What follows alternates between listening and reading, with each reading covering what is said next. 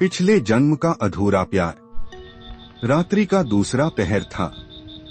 नींद में डूबी आर्या अचानक एक अजीब सपना देखकर चौंक गई। वह सपना किसी पुराने किले और वहां के बाग में घूमते हुए एक अनजान युवक का था। उसकी आंखों में गहरी उदासी थी और उसका चेहरा बेहद जाना पहचाना लग रहा था।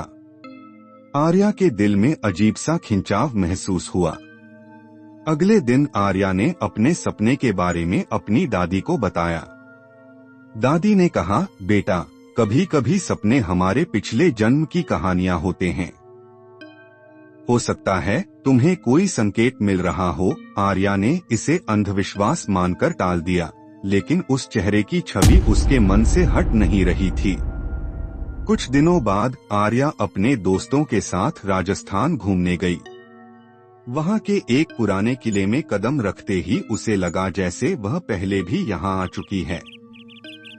हर कोना, हर दीवार उसे जानी पहचानी लग रही थी।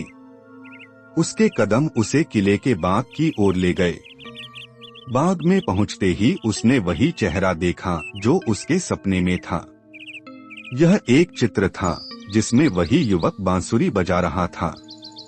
चित्र के नीचे लिखा था, राजकुमार विक्रांत, अनसुलझी प्रेम कहानी का नायक। आर्या का दिल जोर से धड़कने लगा।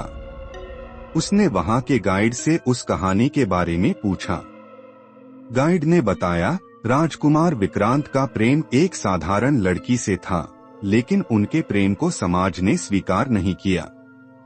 राजकुमार ने अपने जीवन का त्याग कर दिया और कहते हैं उनकी आत्मा आज भी यहाँ भटकती है। आर्या को लगा जैसे यह कहानी उसकी अपनी है। उसे विश्वास हो गया कि वह लड़की जिससे राजकुमार प्यार करते थे शायद वही थी। उस रात आर्या ने उस किले के बाग में अकेले जाने का निर्णय लिया।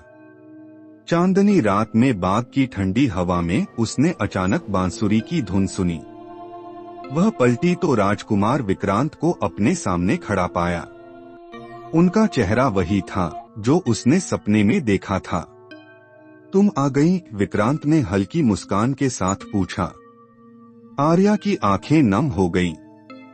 वह बोली, कौन हो तुम और क्यों मेरे सपनों में आते हो? विक्रांत ने कहा, मैं वही हूँ जो पिछले जन्म में तुम्हारा अधूरा प्रेम था। समय और समाज ने हमें अलग कर दिया, लेकिन मेरी आत्मा आज भी तुम्हारा इंतजार कर रही थी। आर्या को अपने पिछले जन्म की सारी बातें याद आने लगीं। आंसुओं के साथ उसने कहा, लेकिन अब क्या? मैं तुम्हें नहीं बचा सकी। विक्रांत मुस्कुराए, अब तुम्हारा आना ही मेरे लिए मुक्ति है। हमारा अधूरा प्रेम अब पूर्ण हो चुका है। कहते हुए उनकी छवि धीरे धीरे अदृश्य हो गई।